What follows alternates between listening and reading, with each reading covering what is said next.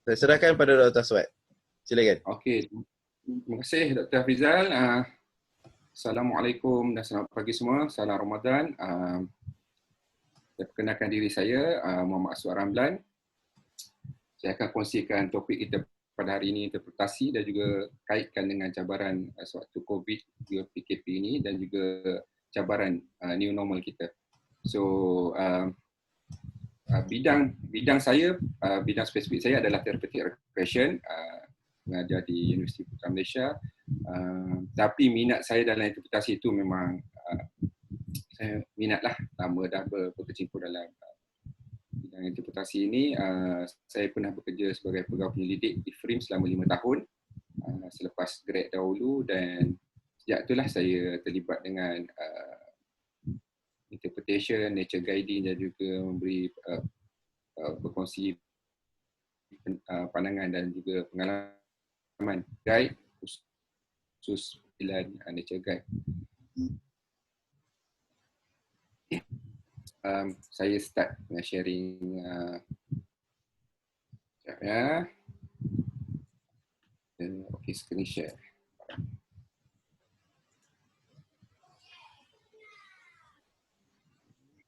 Alright.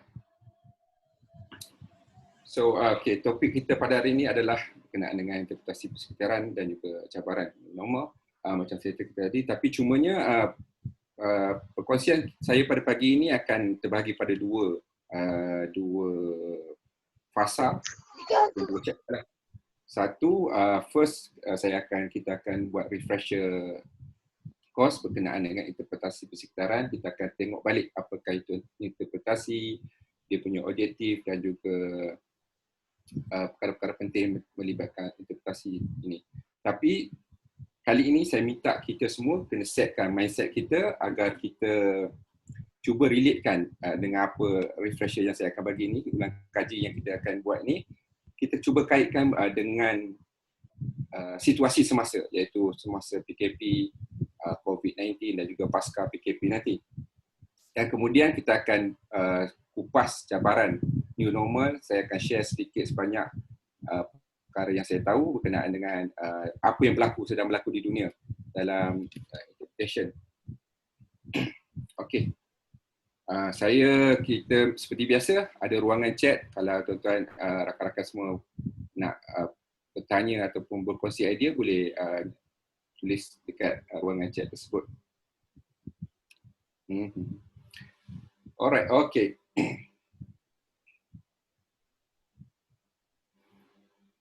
Kita mulakan dengan apa itu definisi interpretation. Saya yakin semua daripada rakan-rakan sekalian dah tahu apa itu interpretation. Sekali lagi, kita cuba tengok balik definisi interpretation.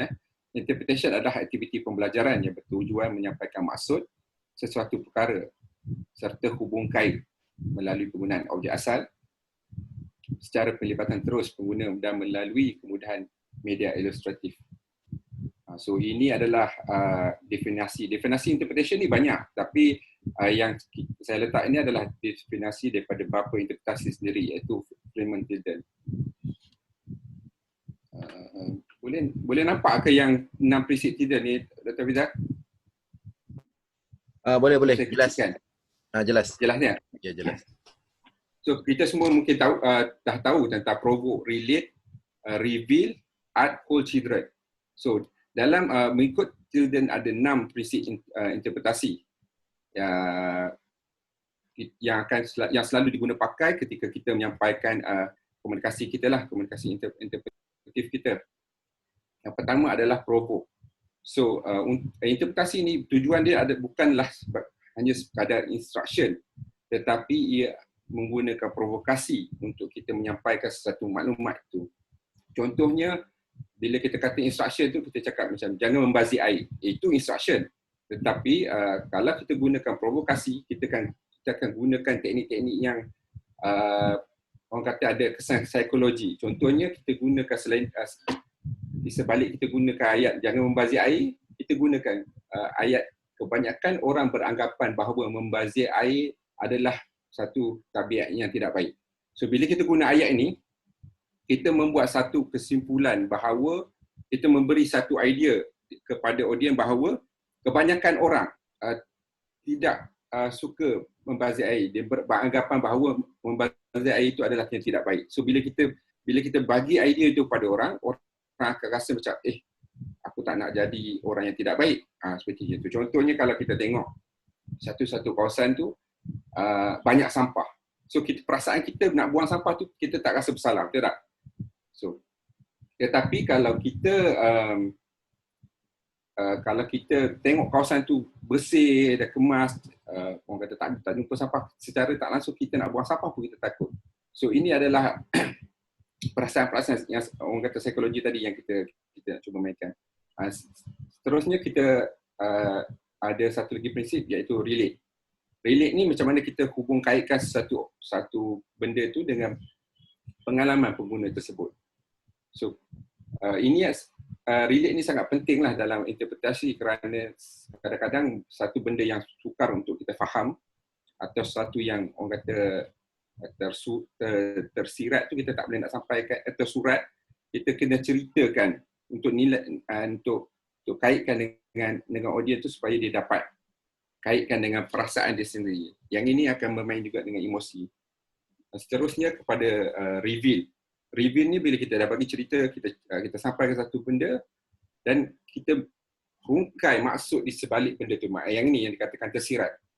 Bila kita dapat reveal ni, kita seolah-olah dia menjadi satu benda yang reward kepada kita kan, satu hadiah. Oh, lama aku tunggu untuk dengar cerita ni. Oh, ini sebenarnya cerita kisah di sebalik ataupun rahsia di sebalik atau the secret behind lah. Dan seterusnya adalah art. Art adalah penggunaan teknik kita lah. Contohnya macam mana kita menggunakan ilustrasi, image, objek, intonasi suara. Setengah orang berpakaian, cara dia seolah-olah reenactment. Maksudnya dia bermain dengan kostum dan bercakap seolah mewakili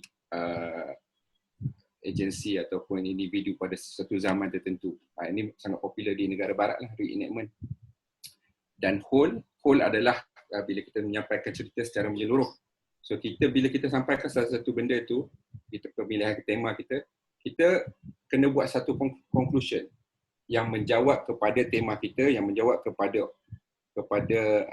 tujuan kita yang asal tadi, yang mengapa kita nak sampaikan topik ini. So bila kita memberi satu kesimpulan yang secara menyeluruh, orang akan dapat lebih tahu dan dia akan dapat elemen call for action tu.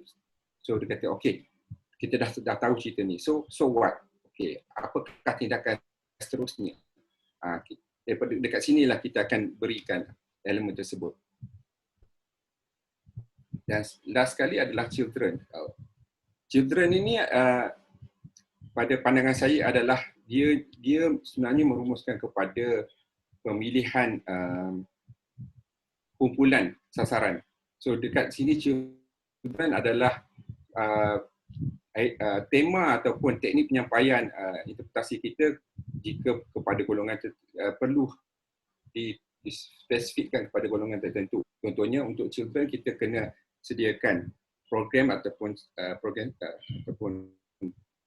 penceritaan spesifik untuk kanak spesifik untuk orang dewasa. So ini adalah pengkhususan. Kita tak boleh main langsam je. Boleh satu jenis penyampaian kumpulan audiens adalah yang berbeza. So ini secara ringkasnya ini adalah prinsip Kildare lah. 6 prinsip Kildare yang kita harus pakai.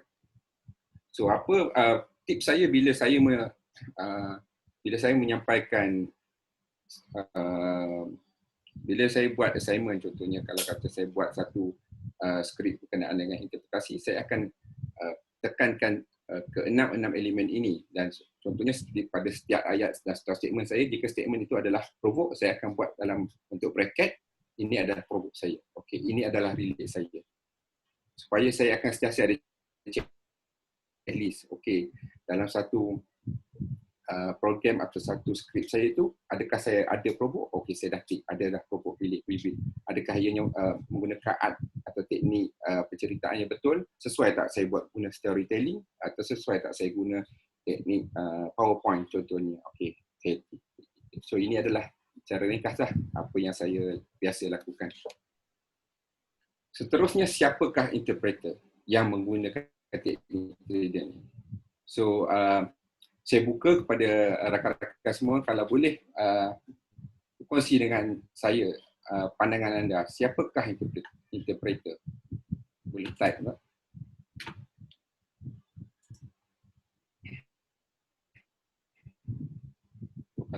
Kalau ni saya tengah komen, nak tengok pada pandangan anda.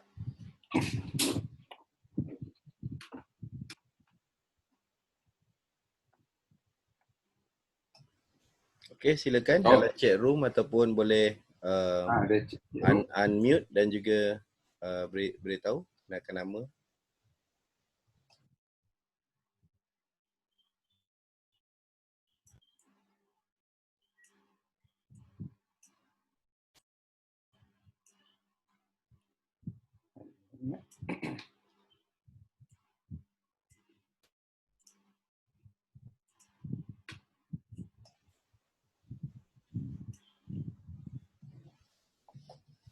So interpreter ni mana ada NG ni? Kita nak kena tengok NG ni. Kalau tak ada ni kita nak kena buat semakkan balik ni lesen-lesen ni. Sijil-sijil ni kan. Ada ni ha. Storyteller. Okey. Storyteller. Oh jangan takut. Ini tak ada salah dan betul ya. Kita nak tahu je. Kawan. Okey, Firdaus kata kawan. Fakhrul kata storyteller. Mungkin ramai lagi ni yang tak sempat ni. Nature guide adalah interpreter pencitraan yang penceritaan yang menarik. Okey. So okey. Okey, Dr. Vida, kalau masa tinggal 10 minit lagi tolong bagi hint kat saya ya. Okey, boleh. Okey, sekejap.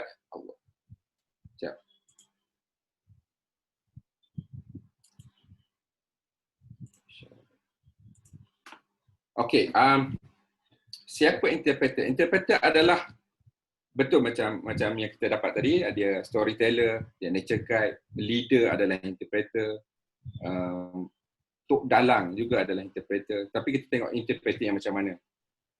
So tadi saya kongsi sikit berkenaan dengan Tilden, tapi bila kita patah balik,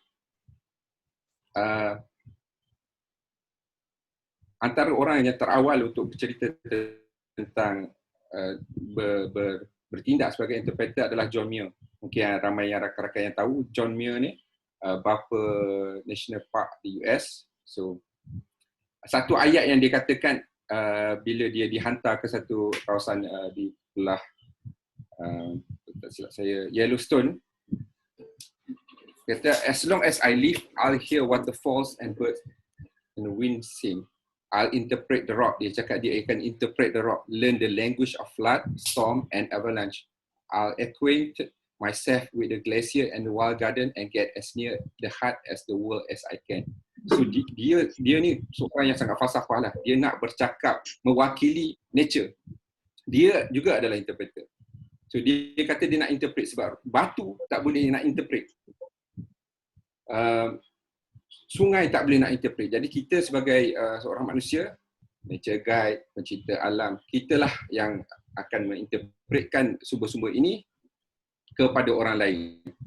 So, interpreter adalah sesiapa yang ingin menyampaikan maklumat, salah satu yang teknikal kepada golongan yang tak teknikal, non-teknikal, golongan umum. Contohnya nature guide, bila dia bercerita tentang satu sumber itu kepada pelawat. Pelawat mungkin tak tahu, pelawat tak ada maklumat ataupun info berkenaan dengan itu. Pengalaman yang dikongsikan oleh nature guide itu adalah satu yang sangat berharga bagi mereka. So yang ini John Muir, bapa National Park. Dan seorang lagi tokoh yang agak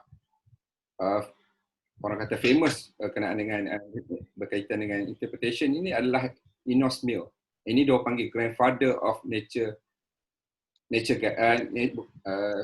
grandfather of interpretation. Dia juga orang kata father of nature guiding lah.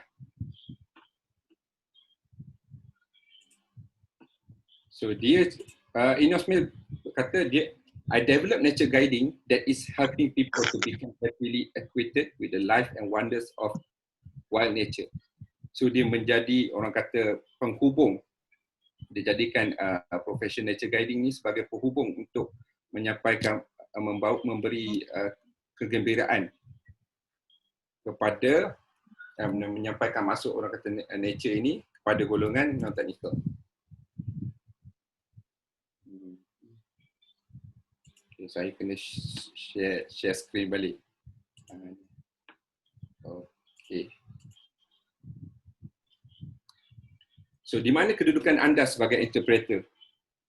So, seperti yang kita dah tahu tadi daripada tokoh-tokoh tadi, kita adalah orang tengah yang menjadi jambatan antara pelawat dan juga sumber ataupun aktiviti, kemudahan ataupun objektif agensi. Yang ini penting.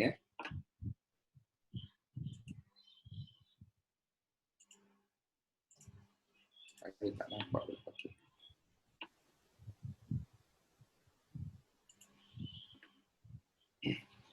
So, bila kita tanya pentingnya interpreter ini adalah dia ni orang kata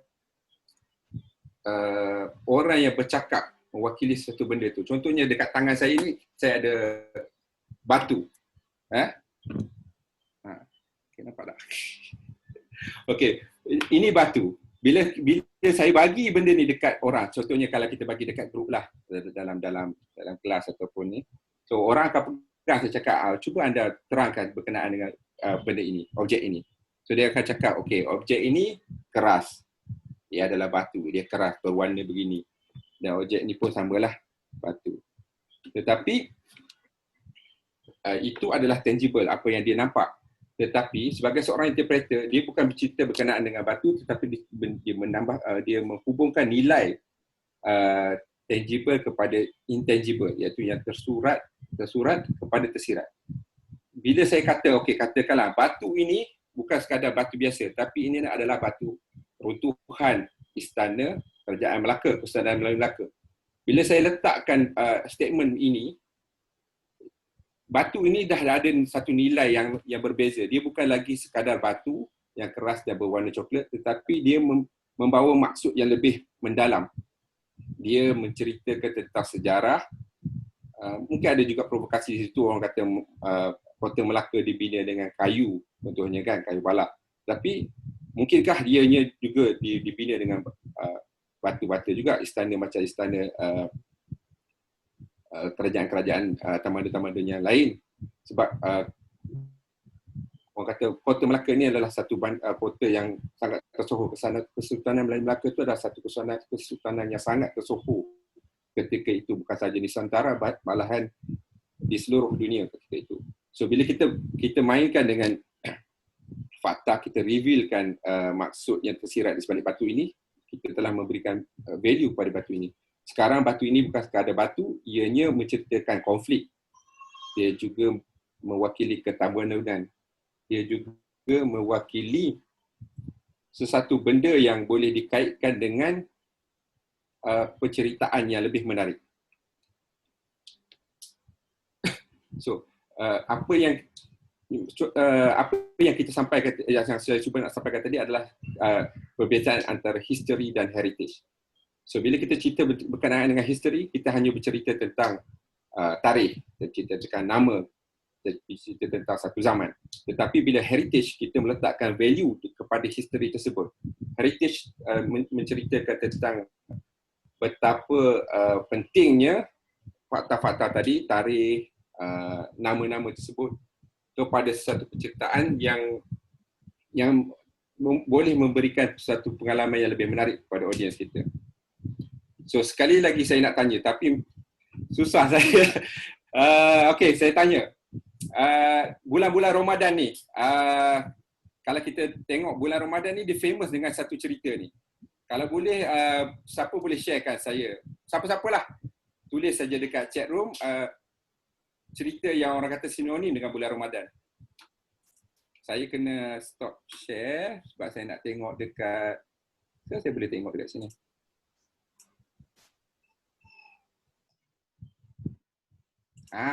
Saya boleh nampak Tengok chat. dekat, boleh tengok dekat chat. Okey. Dari Ramadan Rafiq, jejak rasul. Okey. Saya takut juga orang cakap ketuk-ketuk Ramadan. Itu bukan itu yang saya maksudkan. Esok tadi. Okey. Bila kita tengok jejak rasul ya, jejak rasul sangat famous. Jejak rasul orang kata dah sinonim dengan Ramadan. Jejak rasul ni bagi saya adalah satu teknik penceritaan, storytelling yang sangat menarik. Tetapi bila kita tengok balik, sebenarnya jejak rasul ni tak ada apa-apa pun. Kalau kita tak ada elemen interpretasi tu. Kalau kita tengok bila dia pergi ke satu kawasan, tak ada pun istana Sultan Sulaiman atau Nabi Sulaiman alaihi salam, tak ada pun. Macam semalam saya tengok Nabi Nuh, dia kata kaum pertama yang menyembah berhala. Setelah manusia diturunkan di bumi, kaum pertama yang menyembah berhala. Tapi tak ada pun orang kata patung yang 5 yang famous tu, yang ulama yang famous tu. So tapi apa yang ada selalunya adalah runtuhan kota-kota ataupun kesan-kesan peninggalan, orang kata tapak yang bukan macam piramid yang gah lah, benda-benda yang kalau kita nak tengok kita tak boleh nak kait pun dengan kita punya imaginasi. Tetapi tim jejak rasul dia baik, dia sangat baik dalam orang kata mengolah bentuk sumber-sumber yang ada kepada teknik penciptaan yang bagus. Dia kaitkan dengan hujah-hujah, dia kaitkan dengan hadis, dengan sumber Al-Quran, supaya kita sebagai orang Islam umumnya kita dapat kaitkan, inilah kisah Nabi Nuh, inilah bahtera dia. Tak ada pun nampak pun kesan bahtera yang dikatakan tu, tapi bila teknik penceritaan itu seolah-olah inilah kawasan yang mana bahtera tu orang kata tersadai, ataupun inilah runtuhan kota Nabi Sulaiman contohnya. So jejak rasul dia mengolah daripada objek kepada sesuatu yang tersirat yang boleh kita kaitkan dengan pengalaman kita kaitkan dengan apa yang kita tahu. So itu adalah satu teknik interpretasi yang baik.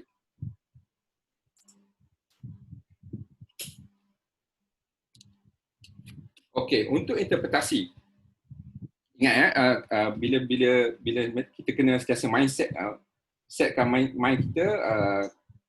Konsep kita hari ini adalah kita kaitkan dengan situasi semasa, iaitu COVID ni. So interpretasi perlukan 3 elemen ini, iaitu elemen pelawat, objektif dan sumber. Kalau kita tengok tiga elemen ini perlu ada untuk satu interpretasi itu menjadi berjaya lah. So kita go for pertama, pelawat. Pelawat adalah audiens kita lah. Kita pelawat atau audiens. So kita kena tengok dari segi pelawat. Kita kena kenali pelawat kita, siapa pelawat kita, audiens yang akan datang ataupun potensial audiens kita. Kita kena buat penyelidikan pasaran sebelum rancang program yang kita buat. Seperti yang kita cakap tadi, elemen children, kita kena tahu program yang kita buat adalah mengkhususkan kepada siapa. So tapi pada masa yang sama kita kena tengok juga, adakah ianya market driven ataupun program driven. Yang ni saya biarkan anda fikirkan sendiri belum anda mensasarkan. Sebab apa? Kalau kita sasarkan kepada audiens tertentu, kita akan attract audiens yang tertentu. Kalau kita tak sasarkan, kita cacang merbah, kita umumkan saja, berbagai-bagailah audiens yang akan datang, dan ini akan menambahkan lagi orang kata cabaran kepada anda ketika anda menjalankan program ataupun menguruskan kawasan anda. So first kita kena kenal siapa mereka dan apa motif mereka. So audiens ni ada berbagai, ada dari golongan explorer. Orang explorer ni dia curious, dia nak tahu banyak benda, dia nak pergi dengan lebih jauh, lebih mendalam lagi. Ada orang yang suka, ada hobbyist, orang yang hobi, dia datang sebab hobi. Ada yang juga spiritual, yang dia nak datang sebab dia nak, orang kata, nak get back to nature. Yang ni mungkin lebih kepada orang yang tak sangat, tidak memerlukan sangat guide, mungkin nak duduk saja, nak menghayati, nak orang kata nak lebih kepada relax. Dan juga mungkin ada setengah kelompok yang dipanggil facilitators. Yang ni dia bawa pakcik dia, makcik dia, dia rasa dia dah pernah pergi, dia dah bawa kawan-kawan dia, yang ni dipanggil facilitators. Yang ni macam mana kita nak handle dia. So ini adalah antara audiens kita lah, termasuk juga audiens kanak-kanak, faktor umur dan sebagainya. Dan seterusnya kita kena tengok kehendak dan keperluan mereka. Apakah yang mereka perlu, apakah yang mereka nak daripada aktiviti ataupun program yang akan kita jalankan ini. So dalam pada program kita kena tengok satu faktor orang kata kehendak dan keperluan audien ini, yang mana Maslow hierarchy ataupun Ibn Khaldun dia ada buat satu teori yang mengatakan bahawa keperluan basic perlu dipenuhi sebelum kita pergi ke peringkat yang atas sehingga kita mencapai kepada self actualization. So contohnya biasanya kalau kita buat satu program tu, bila orang datang kita akan tanya, okey, adakah anda selesa? Kita pastikan dia orang selesa. Psychological need dia orang, dia cukup tidur perjalanan dia orang okey ke, kita pastikan dia orang dah pergi ke tandas. Okey, bila dah settle semua ni kan, kita pastikan safety dia. Kita yakinkan mereka okey, perjalanan kita ini mengambil masa ini, perjalanan ini tidak membahayakan, ataupun kita sediakan macam sekarang yang macam Dr. Zul cakap tu, kita sediakan hand sanitizer dan juga penjarakan. Ini adalah berkaitan dengan safety. Bila dia rasa diri dia safety, dia safety dah terjaga, disecure, dan dia rasa lebih selesa, tak ada distraction. Sebab kalau selagi benda ni tak dipenuhi, selagi itulah akan ada distraction yang nak pergi tandas, ada ke dalam tu, dalam train ni ada ke tandas. Benda-benda ni akan bermain di fikiran dia dan mengganggu program kita nanti. So sebagai nature guide ataupun interpreter, kita kena fikirkan dulu peringkat-peringkat yang ini. Sebab kita kena tahu, kita kena ingat yang audiens kita ini adalah non-captive audience. Dia boleh pergi pada bila-bila masa. Setiap satu program tu adalah one shot deal. Bila kita dapat dia, kita kena pegang dia betul-betul. Bila hilang dia punya minat, sukar untuk kita tarik dia semula. So sebab tu bila kita guna interpretasi ni, benda-benda pertama sekali yang kita kena buat adalah memberi satu pow ataupun macam provoke, satu benda yang macam grab their attention. So dan juga dalam pada kita mengenali audiens kita, kita kena tahu juga setiap manusia berbeza dari segi pemikiran dan juga kebolehan untuk dia mendapatkan satu maklumat. Ada kajian yang mengatakan bahawa ni di University of Nevada, tak silap saya,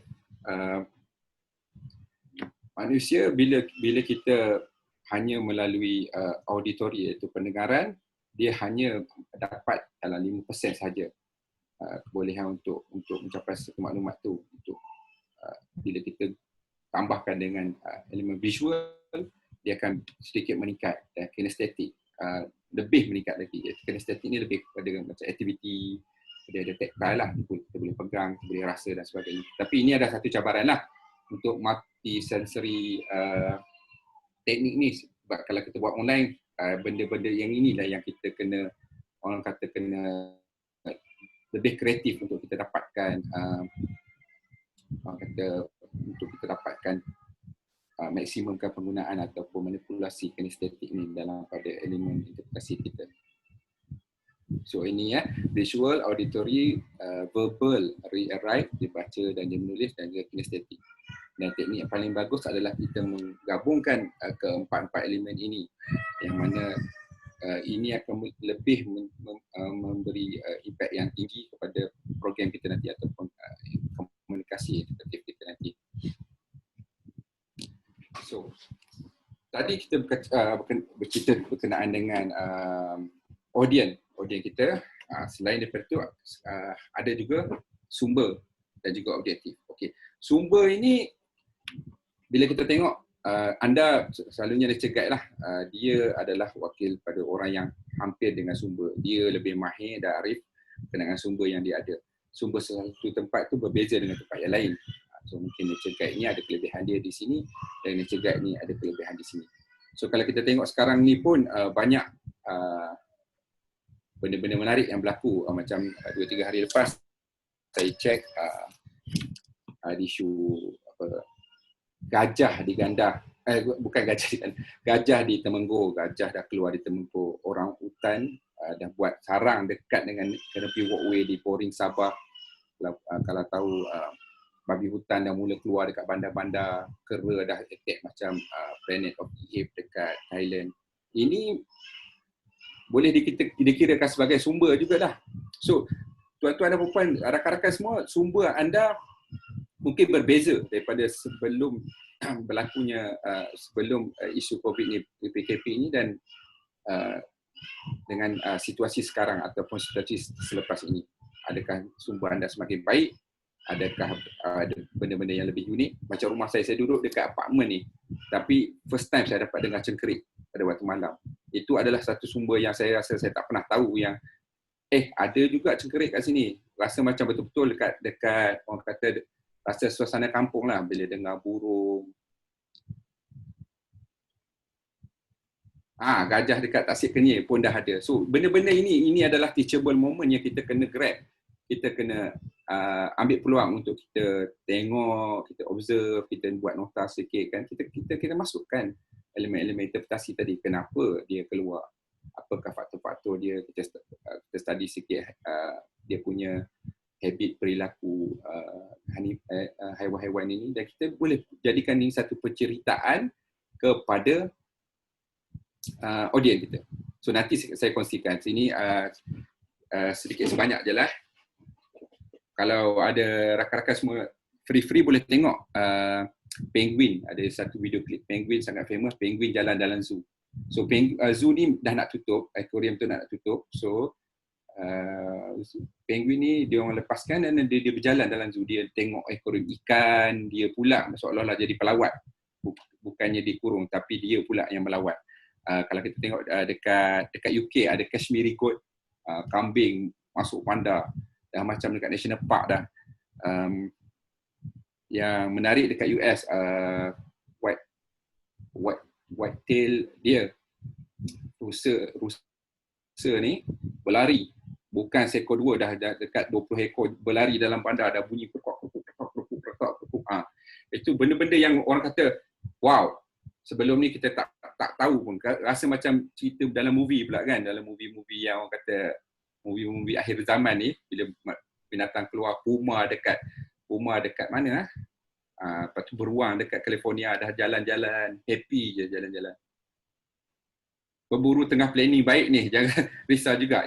Itu salah satu benda yang kita risau jugalah. Sedang kita dalam sibuk dengan PKP, pemburu-pemburu ni dia orang sibuk melapah sumber-sumber kita di hutan. Harap-harapnya tak sampai ke situ. Okey, Jumanji, yes, betul. Macam cerita Jumanji pun ada. So, dan objektif. Tadi sumber ya. Sekarang objektif. So, kita tengok balik objektif kita.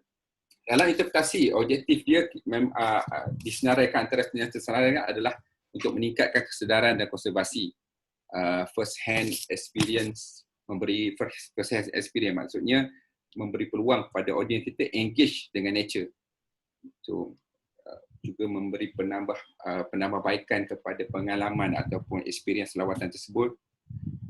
Dan antara salah satu yang penting juga adalah untuk mencapai objektif agensi ataupun jabatan ataupun polisi. Contohnya macam mana kita nak mengurangkan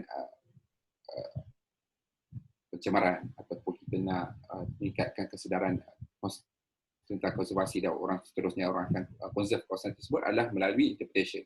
Tetapi sebagai nature guide, sebagai anda sebagai interpreter, apakah objektif anda?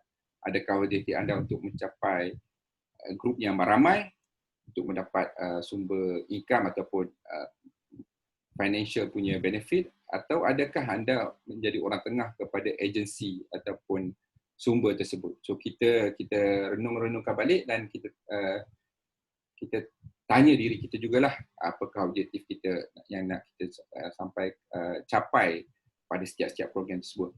Kemarin, 2 hari lepas sesi Dr. Zul, kami ada berbincang, saya, Dr. Fizal dan Dr. John juga, Dr. Zul, berbincang berkenaan dengan apakah langkah-langkah atau strategi jabatan selepas PKP. Sebab kita tahu isu PKP ni ramai orang yang orang kata dah terpendam kan. So adakah akan adanya panic tourism, bila mana je kerajaan buka je pintu, semua akan terpusu-pusu lari keluar, merata orang kata bertebaran lah di merata-rata national park, semua nak panjat gunung, semua nak masuk hutan, semua nak mandi waterfall dan sebagainya. So apa peranan interpreter atau nature guide? Adakah menyambut baik ataupun menerima sebanyak yang mungkin mass tourism ini, ataupun adakah anda akan menjadi orang yang mengawal, yang merancang dan mengawal daripada berlakunya benda-benda ini? So yang tu kita simpanlah untuk diri kita masing-masing, termasuk kami jugalah, apa peranan kita masing-masing. So tadi sedikit sebanyak ulang kaji lah berkenaan dengan interpretasi, apa dia konsep interpretasi, dia punya definisi dan juga apa objektif dan perkara penting. Sekarang ni interpretasi dan social distancing.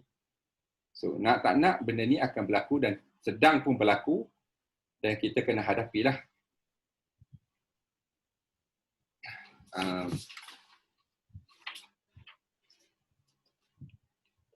Zaman social distancing ni selepas sahaja andai kata PKP buka nanti, kita akan sambut raya pada bukan bulan Syawal lah. Kita akan sambut raya di bulan yang tidak Syawal. Okey. Itu mungkin jadi new normal, nak lepas gian beraya, menziarahi. Tetapi untuk nature guiding, untuk ekopelancongan, selepas ni macam mana kita nak handle pelawat? Tidak lagi boleh bersalaman, tidak lagi boleh berkumpul. Kita kena fikirkan berkenaan dengan hygiene. Adakah hand sanitizer seorang satu kena letak dalam poket? Kalau dulu guide kena bawa teropong, kena bawa buku nota, bird watching, buku birding. Okay, ada satu poket khas pula untuk hand sanitizer, ada face mask siapa yang batuk. Dan juga guide pun kena fikirkan macam mana nak menyampaikan untuk berkomunikasi dengan bila ada face mask kat sini, dia ni senyum ke, dia ni marah ke, kita pun tak tahu kan. Guide ni buat lawak tapi dia sarkastik ke, dia mata je nampak, takkan mata nak senyum macam mana kan. So itu pun satu cabaran juga buat guide. Dan pelawat pun sama juga, semua pelawat datang macam ni, kita pun macam alamak, siapa yang bercakap ni, saya ada soalan, lepas tu tak tahu siapa yang menyoal kan kalau dia tak angkat tangan. So ini adalah benda-benda yang orang kata yang inilah yang kata cabaran new normal nanti. So saya tak tahu, saya tak pasti apa yang akan berlaku, dan kalau tuan-tuan ada pengalaman nanti, harapan saya kalau boleh share lah dengan grup kami apa yang berlaku akan datang, yang masa benda-benda menarik yang boleh di-share untuk kami, kadang perkongsian buat kami jugalah. So untuk ini kita sebagai frontliner lah, nature guide, kita kena ada satu paradigm shift, anjakan paradigma.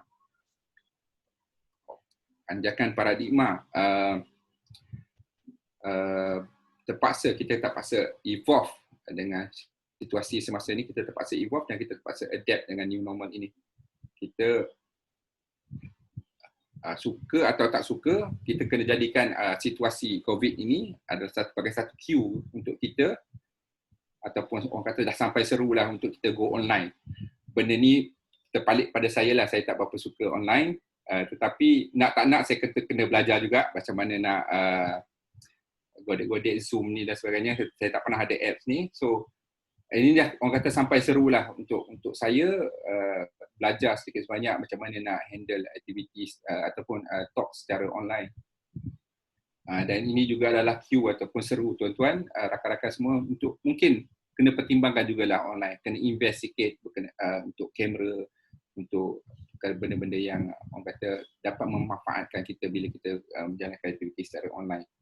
So masa ini jugalah masa untuk kita reflect dan kita refresh situasi yang sedang berlaku. Dan kita tak mengharapkan, na'udzubillah, hopefully COVID ni, lepas dia PKP ni dah tak ada COVID dan tak ada pula isu-isu lain ataupun wabak-wabak lain yang terbarulah yang menyusul semula lepas COVID. Hopefully kita dapat balik seperti biasa. Tetapi tak salah juga, walaupun kita boleh beroperasi seperti biasa, kita masih juga boleh go online ataupun virtual. Sebab apa? Ini adalah mungkin dah sampai waktu zaman dia. untuk kita pertimbangkan juga untuk go online. So, okay. Ini yang saya katakan tadi berkenaan dengan panic tourism atau panic activity. So kalau kita tengok banyak video-video yang macam melucukan ataupun benda-benda yang pelik lah orang buat dekat rumah. Ada yang pasang hammock kat rumah, ada yang wall climbing dalam rumah, semuanya melepaskan gian macam pakcik pakcik pendaki Solo kita ni camping dekat depan rumah dia je ni, berenda rumah dia ni, ada Maggi semua melepaskan gian lah, yang memancing ikan. Ni family saya lah mancing ikan, itu yang ikan nampak sopan lah. Sebelum ni saya letak macam super ring, mami master, saya buatkan loop supaya dia nak makan mami loop, mami tu dia kena pancing dulu. So ini adalah aktiviti-aktiviti yang orang buat lah untuk melepas gian. Ini apakah sebenarnya yang berlaku sebenarnya? Bila kita tengok benda-benda ni, orang sebenarnya dia rindukan aktiviti. Dia rindukan orang kata zaman dia berbuat aktiviti, dia rindukan nature. Ada satu video, tapi sebab dia perempuan orang kata seksi jugalah kan, berseluar pendek bulan-bulan Ramadan ni, saya tak naklah share dosa. Tapi dia buat aktiviti, dia pakai bag, haversack, dia punya walking stick, dia berjalan dalam rumah dia. Dia berjalan, dia masuk dekat shower tu, dia kata, oh jumpa waterfall. Dia buatlah dia punya story dia tu. Waterfall, dia kata, oh waterfall ni jarang betul dia jumpa, ni first time dia jumpa betul. Dia jalan-jalan, ada pokok bunga, ada 2 pokok bunga macam ni, dia kata, alamak, jangan takut. Dia kata dia dah sesat kan, tapi tak apa, jangan takut. Kita mungkin boleh cari jalan keluar. Tiba-tiba ada 2 jam kemudian, betul dia buat nangis, sesat tak jumpa-jumpa, sedangkan dia dekat belakang pokok pasir bunga je. So benda-benda ni nampak macam lucu, tapi menarik lah, kata menarik, sebab dia ada teknik penceritaan yang menarik. So nature guide kita yang orang kata yang menjaga sumber tu dah ready kan dengan golongan-golongan yang macam ni yang akan keluar berpusu-pusu ke tempat anda.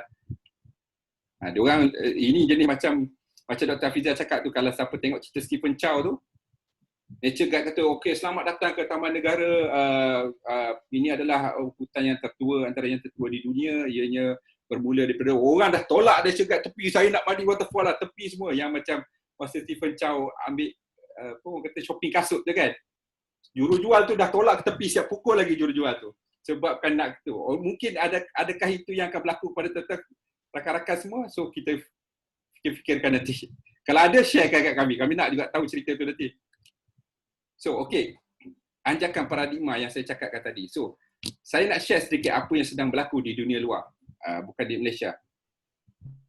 Ini adalah antara program yang webinar yang saya join, dan juga agensi macam daripada NAI yang saya join tu, mereka ada kongsikan info-info terkini dan juga perkongsian melalui webinar.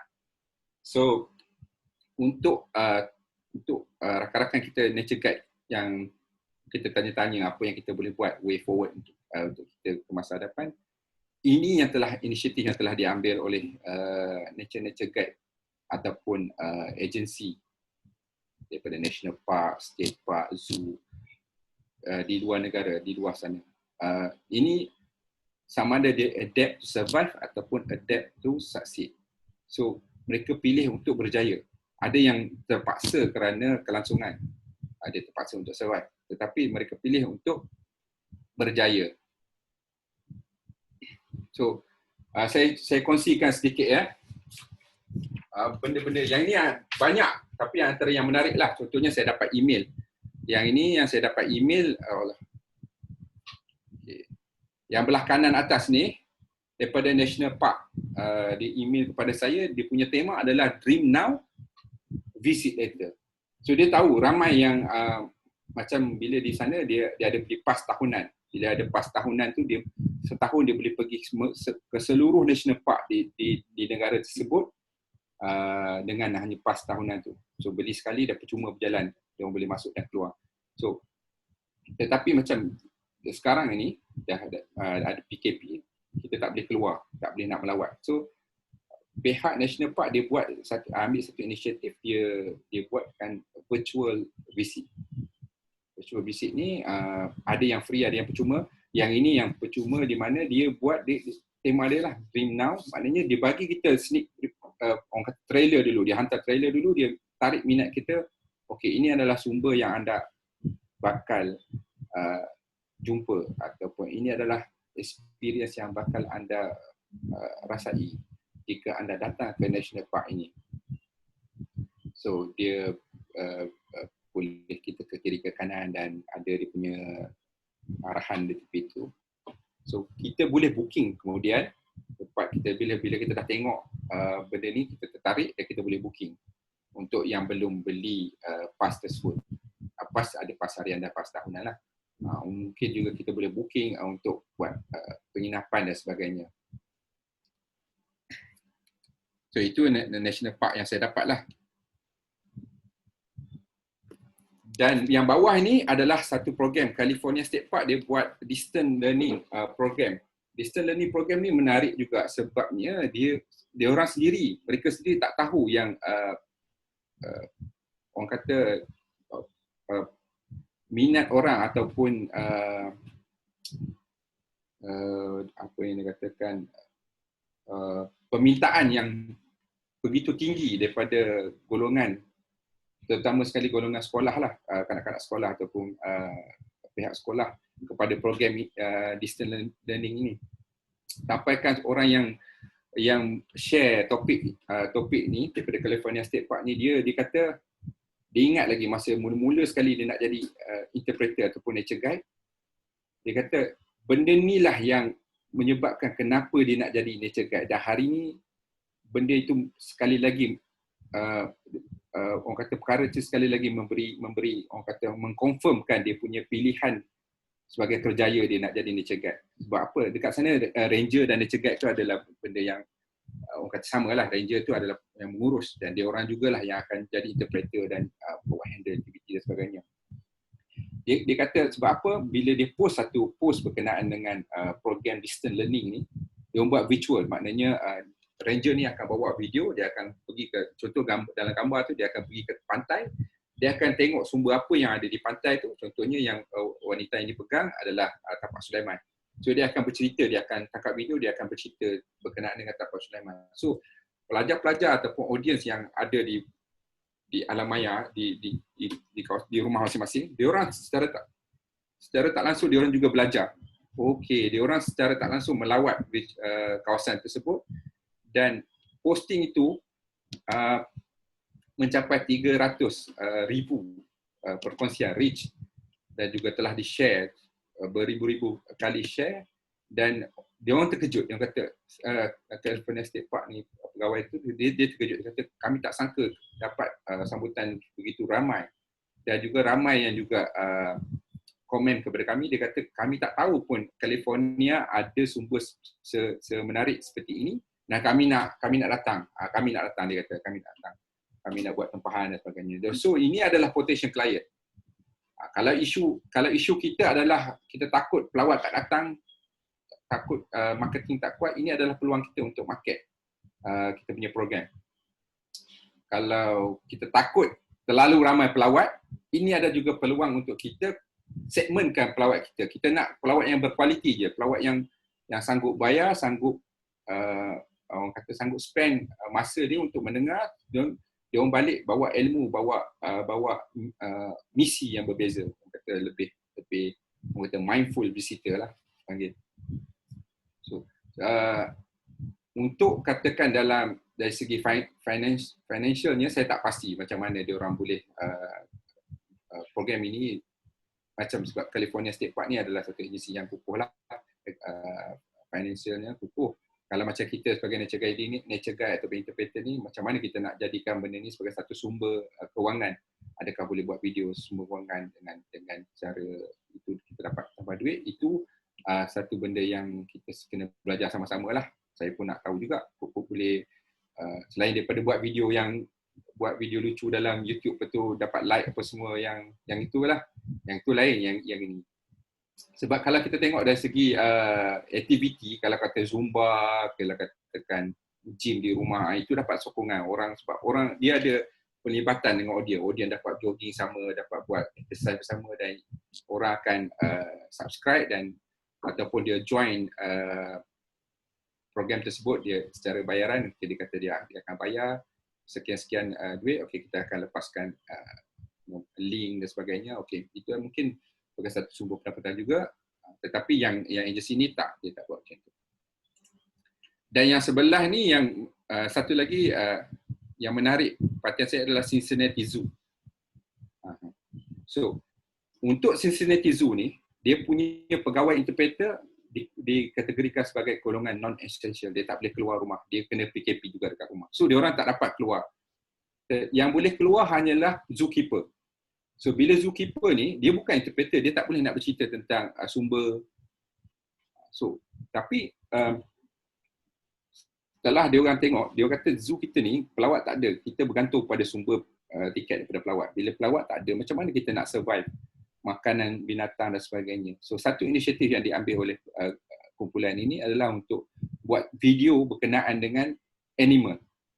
So, bila kita dia buat video, yang tangkap gambar itu adalah zookeeper. Zookeeper bukan interpreter ya. So, dia tangkap gambar, dia bagi makan, macam mana dia bagi makan pada haiwan ni, contohnya badak sumbu ni kan. Dia bagi makan kepada badak,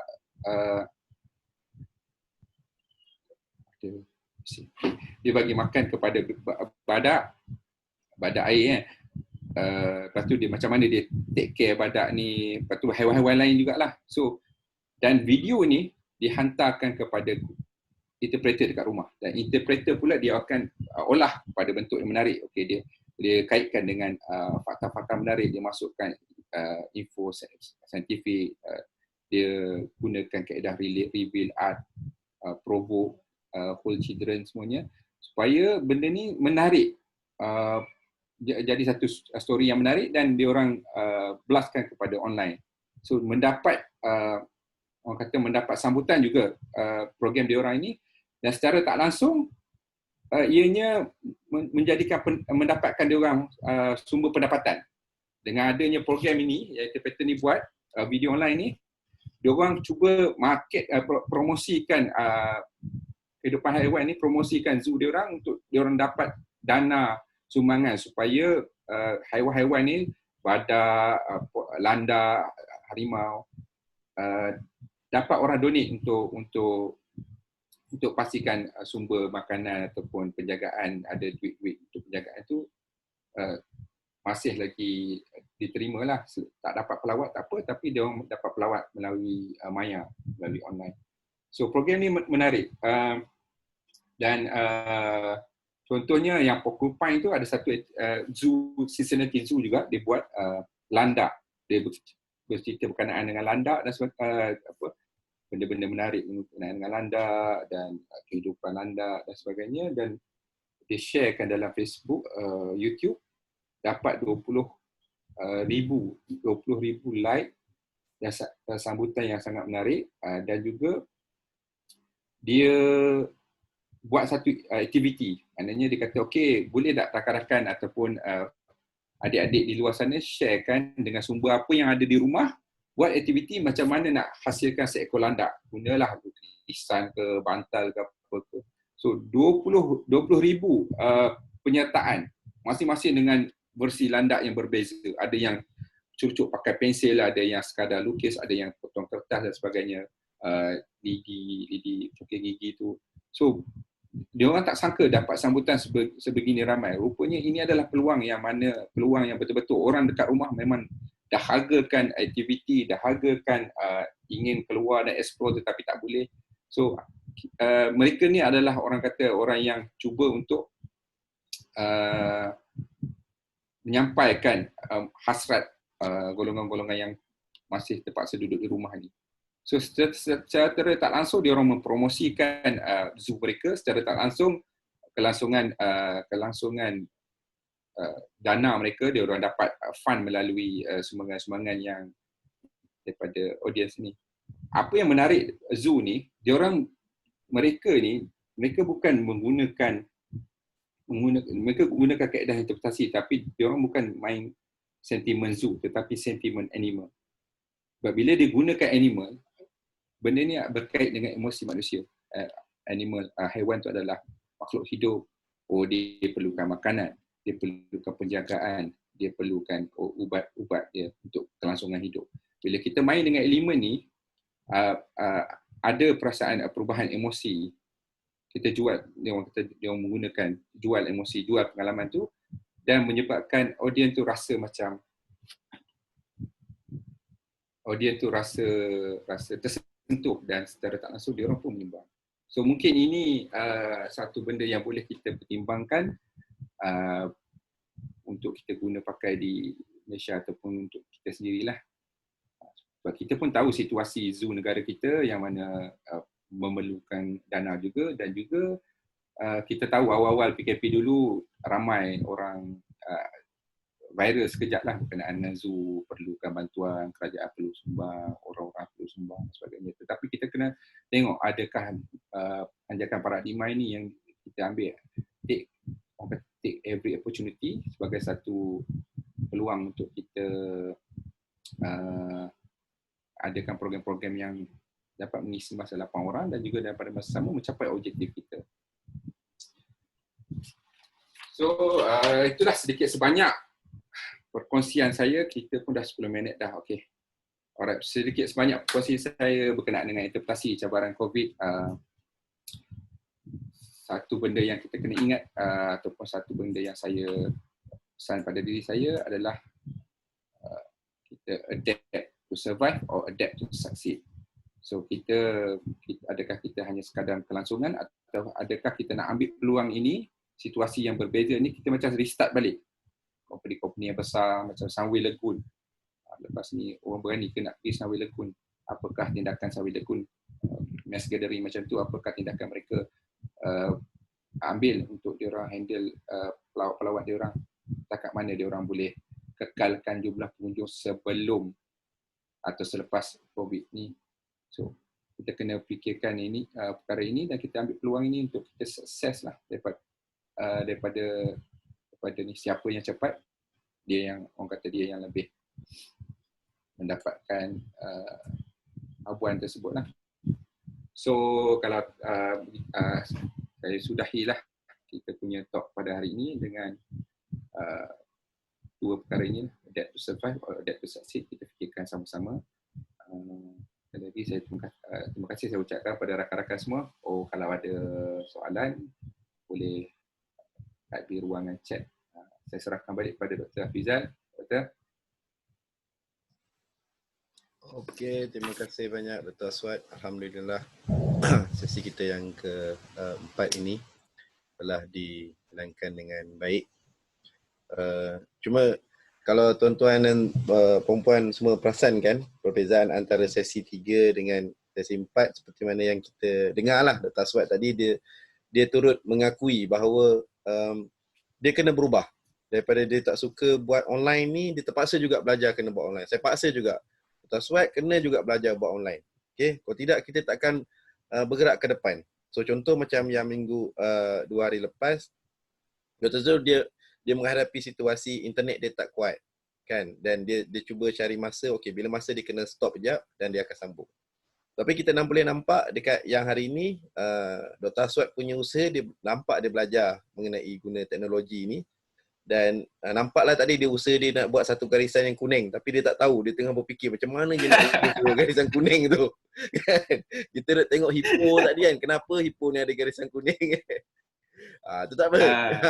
Kan. We keep on learning. Sebab hakikatnya manusia ni dia tak boleh nak jadi normal kalau dia tak belajar. Sama ada formal ataupun informal. Sebagai seorang manusia, kita kena belajar. Kan? Sama ada kita suka ataupun tak suka, sedar ataupun tak sedar, kita kena belajar. Kalau kita tak belajar, kita akan jadi benda lain lah. Kita akan jadi macam kerusi ke, meja kan. Manusia normal dia kena belajar, sama ada secara langsung ataupun tidak langsung. Okey, saya malu-alukan sekiranya ada soalan ataupun pertanyaan yang ingin ditanyakan, kita boleh tanya dalam chat room, ataupun anda boleh unmute, perkenalkan diri anda, dan anda boleh tanyakan soalan. Okey. So basically ada dua kategori lah sementara anda. Okey, Ayu Kusen. Ada soalan? Silakan Ayu. Nak tanya dekat chat ke nak tanya tadi panggil ni? Verbal. Okay, silakan Ayu.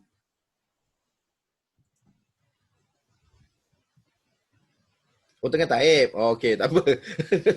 Okay, Ayu tengah type. Basically perkongsian yang disampaikan oleh Dr. Suat tadi ada dua lah. Satu yang imbas kembali ataupun ulang kaji balik. Saya percaya ramai yang dah pernah mengikuti mana-mana sesi interpretasi. Perkara yang sama je. Cuma pengolahan, penjelasan yang dijalankan tu ikut pada style masing-masing. Dan sesi yang kedua mengenai fasa yang kedua adalah mengenai bagaimana kita nak mendepani hal berkaitan tentang PKP dan COVID-19 ni dalam kita nak mengaplikasikan teknik-teknik interpretasi yang kita dah ada. Kan? So for example mengenai aplikasi macam contoh yang diberikan teruskan tanya soalan sementara. Saya ni kira macam by time ni. Contoh yang diberikan jejak rasul. So maknanya menunjukkan bahawa bidang interpretasi ni bukan untuk kita je. Teknik interpretasi ni semua orang pernah guna. Cuma kita menggunakan dalam konteks kita, dalam bidang kita. And then teknik untuk tangkap audiens yang beli kita punya package, program kita ataupun audiens yang tak guna kita punya package. Contoh macam masuk zoo kan. Zoo masuk, kita berdiri je depan chimpanzee tu. Nak bercerita, nampak introduction membosankan je. And then orang larilah pergi tempat lain. Itu non-captive kan. Okey, soalan. Dr. Suat baca sendiri ya. Okey, daripada Ayu ya. Okey, berkenaan dengan haiwan. Dengar dengar Dengar. Mic lain. Okay. Berkenaan dengan haiwan. So, untuk Ayu, penggunaan haiwan ni antara benda yang paling mencabarlah. Penggunaan haiwan hidup punya sekali. Sebab dia bermain dengan etik, dia bermain dengan keselamatan dan dia bermain juga dengan orang kata perkara yang di luar jangkaan. So kalau kita tak boleh nak kontrol haiwan tersebut, saya cadangkan, saya nasihatkan supaya jangan gunakan haiwan tersebut. Sebab apa? Ianya boleh berubah daripada jadi baik kepada jadi satu benda yang tak baik, negatif terus. Dia secara senang orang kata easily can go wrong lah.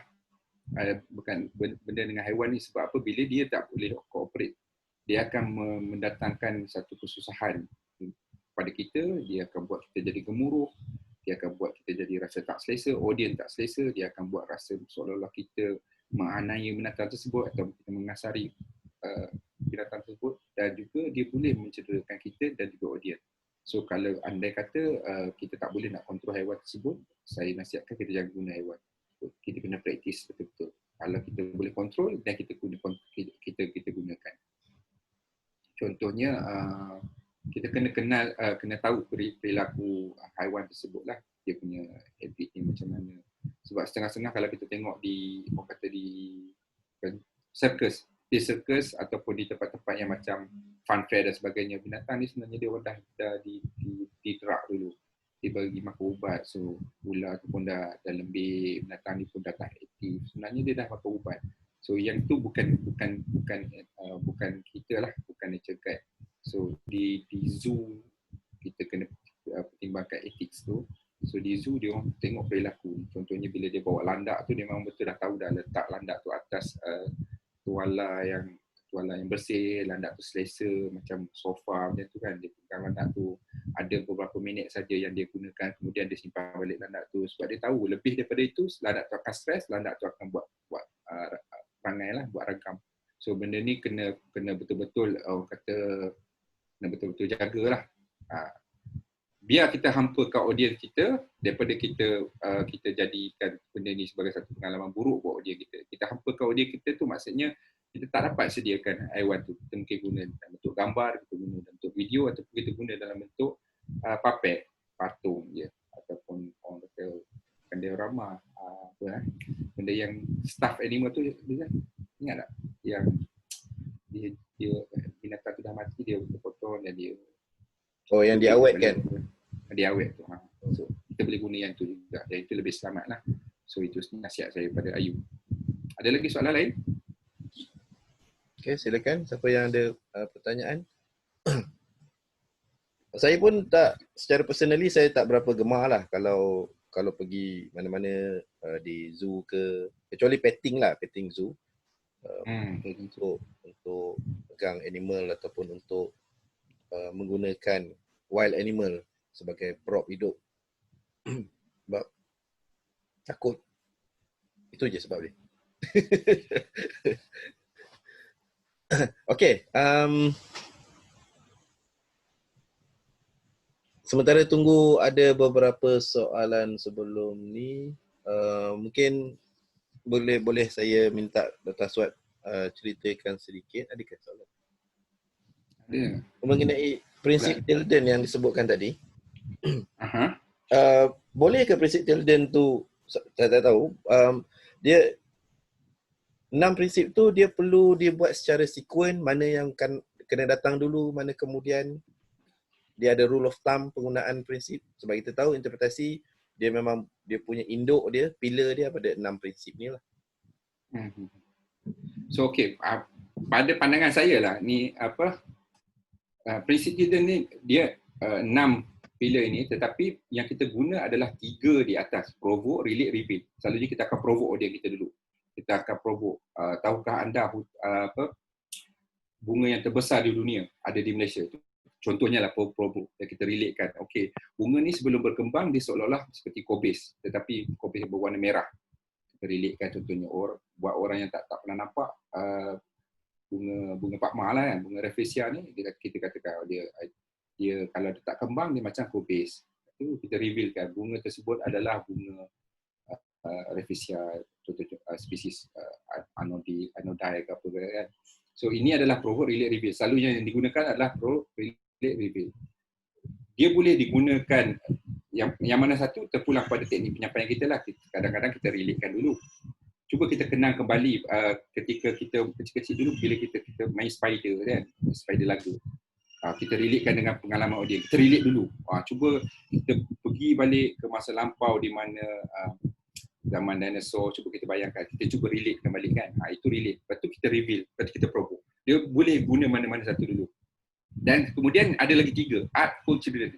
Art for children ni adalah satu benda yang merangkumi penceritaan kita, provoke, relate, reveal tadi. Art, teknik kita nak sampaikan pemilihan kita lah, pemilihan provoke, relate, reveal, pemilihan story kita tadi, kita guna art yang mana? Adakah kita cakap buat video ke, buat sharing session, storytelling, non personal, buat secara panel dan sebagainya. So ini adalah art yang kita gunakan. Ada setengah orang buat dalam bentuk ada muzik dan sebagainya kan.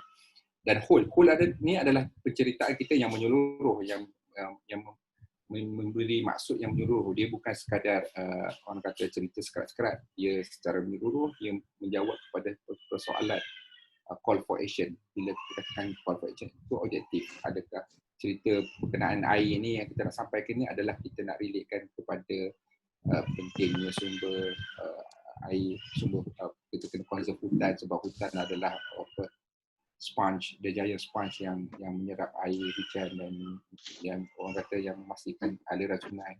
Dan juga children ni group lah, situasi yang berbeza kepada group yang berbeza. Okay, kanak-kanak kita punya penceritaan tu kita kena olah dalam bentuk kanak-kanak, mungkin lebih pada program yang boleh buat color dan sebagainya. Dan golongan profesional ni kita mungkin lebih pada scientific, kena main sikit provokasi itu, teknik yang lain supaya dia mencabar minda audience kita. So ini adalah elementary children. So macam saya cakap ada 3 yang di atas, provoke, relate, reveal dan art for children. Ini adalah 2 benda yang macam saling berkait lah. Dia tak perlu guna dalam bentuk cerita. Dr. Aswad, ada soalan ni ditanyakan. Macam mana nak tahu keberkesanan interpretasi yang kita lakukan ni kepada audiens supaya individu kita boleh improve?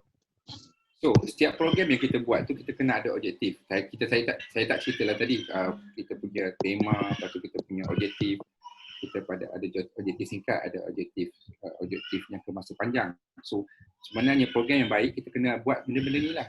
Kita kena apa objektif, macam kita buat karangan lah, tajuk, nama ni, tujuan, surat macam surat kan, tujuan, benda ni kena ada. So bila kita tengok program kita tu apa objektif dia, at the end kita tengok adakah objektif kita tercapai. Bila kita tengok objektif kita tercapai, yang itu baru kita tahu keberkesanan interpretasi kita. Secara umumnya kita tahulah kalau kita tengah bercerita dalam hutan, contohnya nature guide ni kan, boleh cerita dalam hutan, pelawat suka, pelawat gembira, senyum, lepas tu pelawat tak ada yang berterabur lari bila kita cakap kawasan ni sensitif ya, saya harap tuan-tuan dan puan boleh ikut saya jalan dalam satu line supaya anda tidak pijak pokok-pokok, anak-anak pokok di tepi ni, anak pokok ni penting untuk sebagainya. Bila kita cerita macam tu, bila pelawat tu follow je arahan kita, itu antara orang kata simptom-simptom, bukan simptom-simptom lah, ciri-ciri interpretatif kita tu berkesan. Tetapi yang paling penting adalah objektif. Apa objektif program kita tadi? Bila kita bawa ke dalam hutan tadi, apa yang kita nak, bila diorang keluar apa yang diorang nak capai tu. Bila yang tu tercapai, yang itu boleh dikatakan indikator yang terbesar suksesnya sebuah satu-satunya interpretasi. Tapi kadang-kadang suka juga bila kita tengok perilaku tu berubah bila masa dia berkeluar, dia lebih jadi orang yang lebih mindful, dia lebih sedar tentang pentingnya alam sekitar dan sebagainya. Kita nampak dekat situ. Tetapi impact yang paling penting kita tengok ialah lepas tu 6 bulan yang akan datang. Ada kajian yang buat dekat kawasan saya, dekat sekolah kanak-kanak dekat Michigan masa itu. Dia buat program ni untuk kanak-kanak. Dia buat program nature. Tetapi impak yang dia nampak, mak-mak pada parents ni dah berubah. Daripada diorang parking dekat sekolah, diorang parking jauh-jauh. Supaya sekolah ni nature based school. Budak-budak ni 3 jam main dekat luar je. Hujan ke, snow ke, dia akan main dekat luar sekolah. Budak-budak umur 5 tahun, 6 tahun ni. So, parent dah mula sedar bila budak-budak ni cakap kat parent dia, kalau parking dekat sangat dengan sekolah, bunyi enjin dan sebagainya akan ganggu haiwan, nanti kita tak boleh dah nak main dengan haiwan dekat kawasan sekolah tu.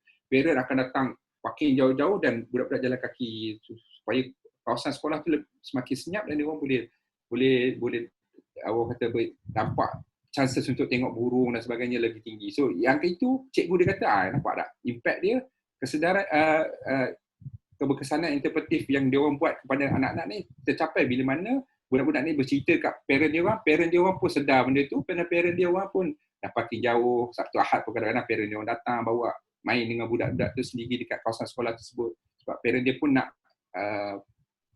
orang kata nak experience apa yang budak-budak tu experience. So ini adalah salah satu indikator yang katakan program tu tercapai lah. So benda ni yang kita kena tengok. Saya harap saya menjawablah jawapan soalan tu. Ada Ayu feed buaya ke badak? Ayu dekat Paya Indah Wetland. Saya pernah pergi juga Paya Indah Wetland ni. So takkan Ayu nak handle buaya dengan badak tu, nak handle orang kata nak macam petting kan. So saya rasa Ayu mungkin boleh tengok, observe juga perangai haiwan tersebut, dan juga dari situ boleh ceritakan macam ada kawan sahabat kita tadi, dia cakap sebelum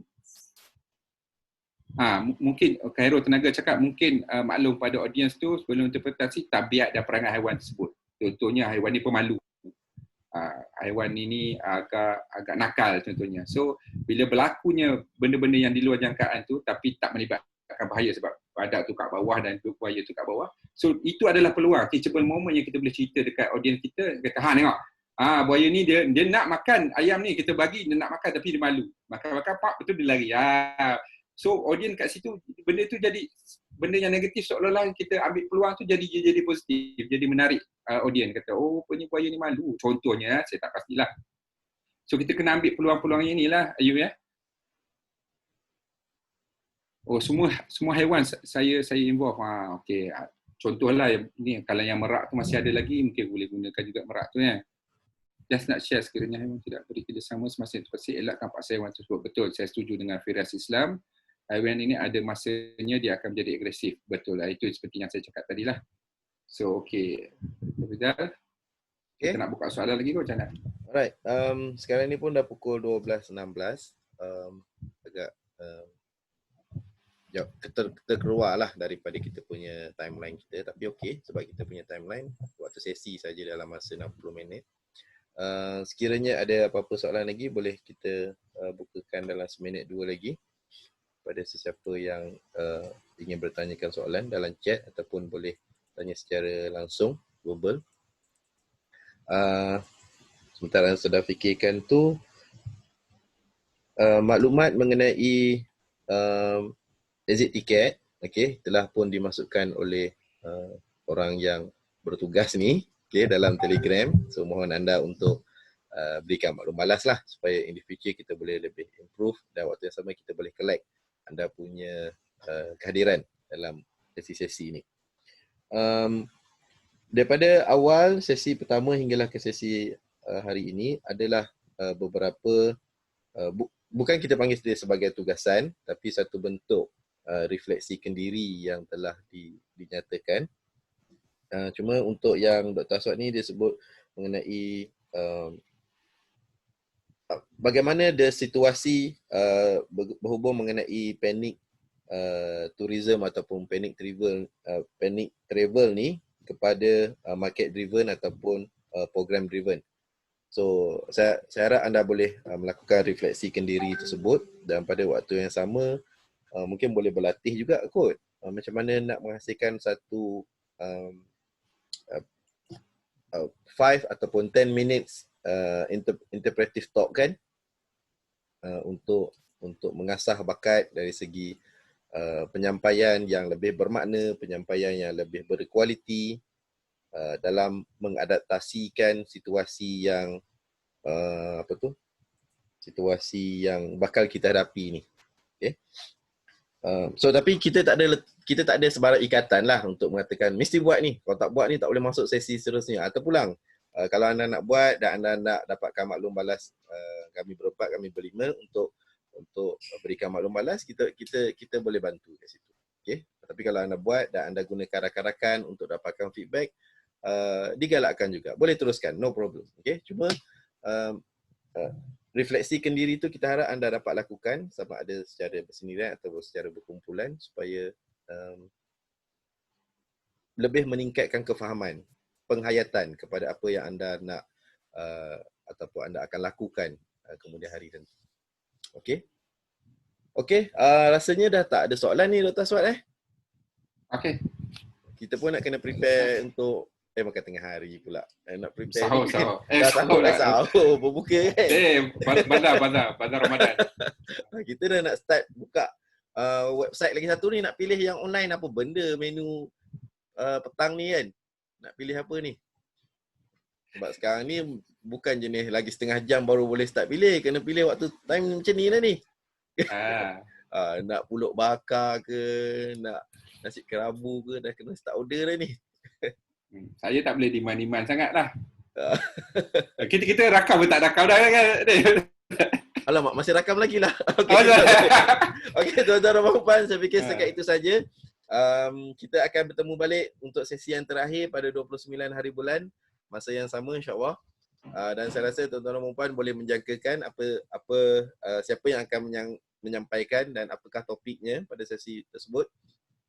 Dan sesi tersebut adalah 4 puzzle utama yang kita fikirkan anda perlukan pada masa ini untuk melonjakkan, untuk anda menerokai apakah kaedah yang terbaik untuk anda depani pasca PKP dan juga COVID-19 nanti. Terima kasih banyak kerana menyertai kita pada hari ini. So harap kita boleh berjumpa lagi pada hari Rabu nanti. Okay, so sekian saja pada saya dan Dr. Aswad. Dr. John pun sebenarnya ada juga dalam ni. Okay, harap kita jumpa lagi pada hari Rabu nanti. Okay, bye semua.